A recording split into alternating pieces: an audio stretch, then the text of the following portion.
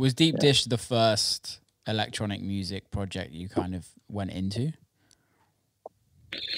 I remember the first thing I ever did. I was obviously playing in bands and talent shows, and trying to make original club music. And I was really into like the whole acid jazz sound. And I became a resident for one half of Theory Corporation. Eric Hilton had a successful night called Exodus. Yeah. That was running for like a good 4 or 5 years. And I was the resident DJ along with a Jamaican MC named Hutchie. And I think the very first thing I ever did was like, I did the artwork for their first vinyl release. Yeah.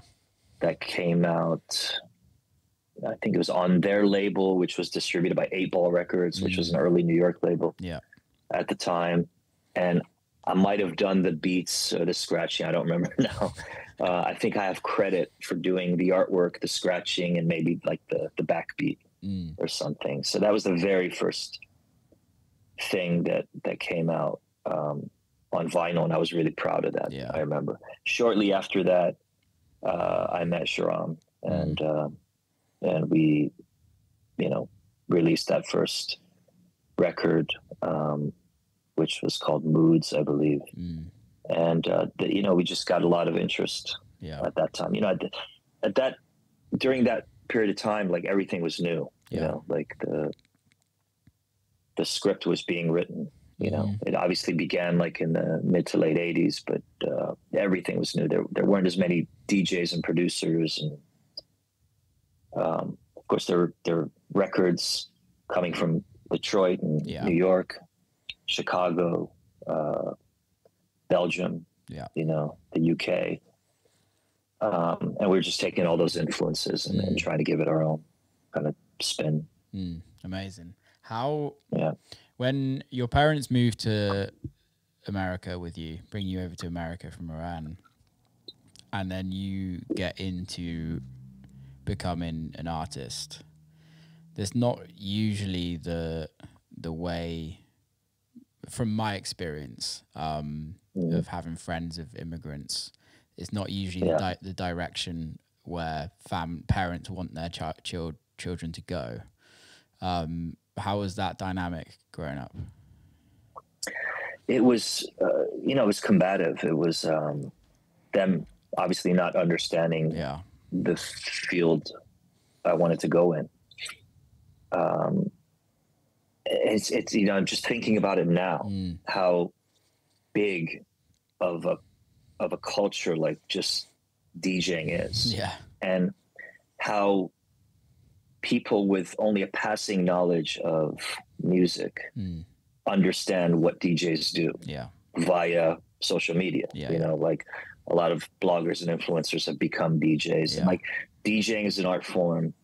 DJing is a career, I should say, is a lot more widely acceptable. 100%. A widely acceptable career path than it was when I was starting out. I mean, the connotation in America when you said you were a DJ was that you were like a kind of a wedding or private event, musical selector.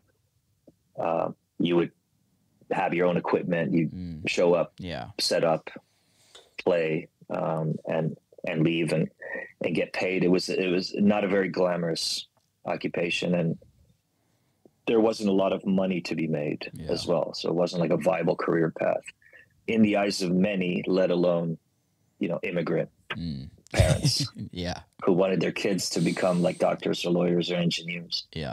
So, but I think my mom especially, like, she really understood the dream that I had. She understood that, like, she instilled a certain work ethic in me that I have to this day. Sharam and I both, we had day jobs all day long, and then we would go into the studio, we work all night, and then we would go sometimes right from the studio into our day jobs.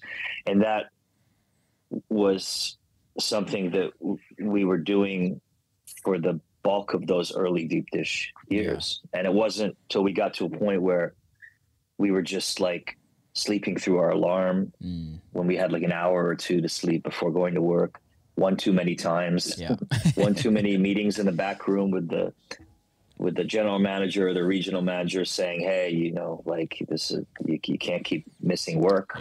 That we were at a crossroads and we had to decide, like, you know, whether we're going to do it full time and give up that baseline income that, you know, that we were making at the time, that allowed us to kind of sustain ourselves and our budding career as DJs and producers. So yeah, it was a really difficult period, but like, I think these days it's obviously, you know, you don't really have, you're not going to have like the kind of combative relationship that you would have with your family back then if you wanted to go into making music. Yeah, I think it's still a tough one, isn't it? Because I think a lot of parents want their kids to go to university and go the traditional route, but I think hopefully, fingers crossed, that slowly goes out of fashion and it turns into something way more. I think you've obviously seen it over the years. I've even seen it. Is like more and more people want to do it. Everyone and their cat's a DJ nowadays, which has its pros and cons to everything. You go from deep dish to then doing Dubfire. I don't know the transition really, but how the transition was difficult. I'll let you finish the question. That's what I was going to say. Is how do you go from having pretty successful commercial success as deep dish in an era where not many people were achieving what you were achieving, to I'm stopping this and I'm gonna be writing techno? Yeah, I mean, it's very easy to, you know, to start underground and go into, you know, the commercial kind of arena. But going back underground, that was really difficult. And to this day, like, I'm still not accepted in a lot of like underground purist techno circles. Yeah, there's a lot of clubs or festivals that don't book me because of my past in deep dish. I have that, or the successes that I had with that as the Dubfire. Yeah, you know, I was like, gonna say, the Grindhouse and things like that. Like I'm viewed unfairly as kind of like a commercial underground techno artist. I don't know. It's really interesting because I think we, as artists, we all have something like that. Like for me, it was like, because I started my career, not fully started, but the first time I had real success in the music industry was through Dirty Bird as a record label, and that held me back in so many ways, where people were like, oh no, he's just a Dirty Bird artist, he's just a Dirty Bird artist. And it took me years, and still for me now, it's still like some people still think of me as that, which is that's their choice, if you know what I mean. But it's interesting that you say that, because I personally wouldn't have thought that. Yeah, I mean, just picking up from what you said, like being part of a clique, I think can give your career a boost, or give you kind of this baseline fan base to then spring forward from into whatever direction you want to go in. You know, I'm just specifically thinking about like Rich's, you know, Minus kind of crew, or Dice's Desolate crew. Dirty Bird certainly had theirs with Justin Martin. There's always someone at the top, and then you know they're the other guys that can kind of spread the vision under the banner. So that helped, but I made a conscious decision to try to make things as difficult for myself as possible, and I tried not to, as much as what I was doing was gaining a lot of interest from some of my techno peers, you know, who were idols to me, who invited me into their cliques. I really felt like I needed to not try to be part of any one thing. I had to try to just have my own voice and create my own sound and vision and aesthetic. And that was really challenging. And it was really, really difficult, because I was walking away from the promoters that I'd worked with for 15, 20 years while I was in Deep Dish, they were paying really good money. But those promoters and, you know, the income obviously was attractive, but like those promoters weren't the right promoters. Yeah. And so I had to say no to a lot of like lucrative offers. And I wasn't sure if I was, you know, burning bridges with them. Yeah. And some of them I did burn bridges because I ended up playing with their competitors. Yeah. You know, who ultimately became like the correct promoters that I was meant to be working with as Dubfire. So there was this period of transition where I wasn't sure if what I was, you know, taking on would pan out for me. Yeah. Financially or creatively or career wise. But like, you know, we all have this, for anybody that gets into this industry as a serious artist with a vision, it's like there is no plan B. I mean, we all have something in us that we feel compelled to express. Yeah. And by any means necessary. So I tapped into that feeling. Because also there was a lot going on behind the scenes with Shahram and I splitting that was really negative. Yeah. And this was also like me going in the complete opposite direction was a way to kind of get away from that as well. Yeah. So it just all felt, while I was completely outside my comfort zone, it felt like, and I go a lot throughout my whole career, and something I tell younger artists when they ask me, you know, what my journey was. It's like there's a lot to be said about like the technical aspects of what you do and the creative aspects that you can explore, but like sometimes it's just about feeling. You know, and there's a lot of artists, very, very successful artists today, who just go by feeling. Like, does this feel right? You know, this booking request that I got, does it feel right? Is it a good look for me? Is it something I want to do? You know, or does it feel like I'm selling myself short, or I'm selling out, or whatever? So I think we all have that. Some people choose not to listen to that internal voice.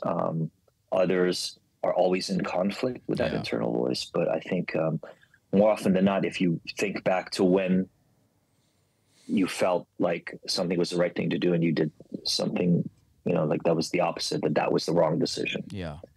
Totally. You know, ultimately. Totally. So, yeah. I guess at the beginning of, when did you start as Dubfire? It was probably around 2006. I think the GU compilation that I did as Dubfire came out in 2006. So maybe like, I remember Shahram and I were arguing a lot when we were recording our second artist album. Yeah. So I think a lot of it happened in the middle of in the recording sessions for our second artist album. And we kind of anticipated the split. Yeah. So we were telling promoters to bill us as Deep Dish, but have Dubfire and Shahram in parentheses under the name. Yeah. Because there was no real conversations about splitting up. We both felt like we needed to have our individual names listed on those flyers.